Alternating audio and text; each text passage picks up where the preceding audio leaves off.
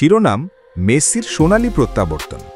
Inter Miami ৩-১-এ জিতল Los Angeles গ্যালাক্সির বিরুদ্ধে।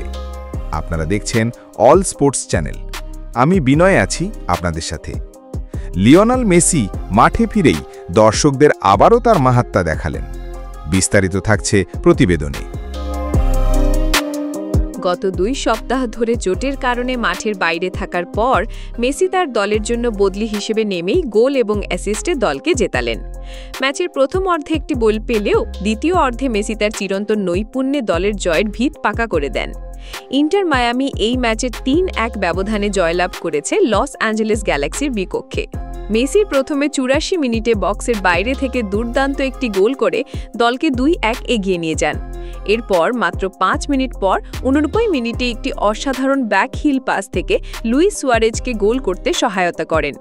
এটি মেসির এবারের MLS-এ ১৯তম গোল, যদিও প্রথমার্ধে ৪৩তম মিনিটে জর্দি আলবার গোলটি মায়ামিকে এগিয়ে দিয়েছিল। তবে দ্বিতীয়ার্ধে সমতা ফেরানোর পর মেসির একটি অতিরিক্ত পুঁজির মতো গোল এবং সুয়ারেজের গোল ম্যাচের ফলাফল নিশ্চিত করে।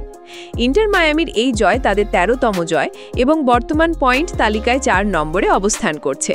এবারের MLS-এ ইন্টার মায়ামির আরও একটি লড়াই অপেক্ষা করছে। পরবর্তী ম্যাচটি লিগস কাপের কোয়ার্টার ফাইনালে, যেখানে তারা মুখোমুখি হবে টাইগ্রেস UNL দলের। এই ছিল আজকের প্রতিবেদন।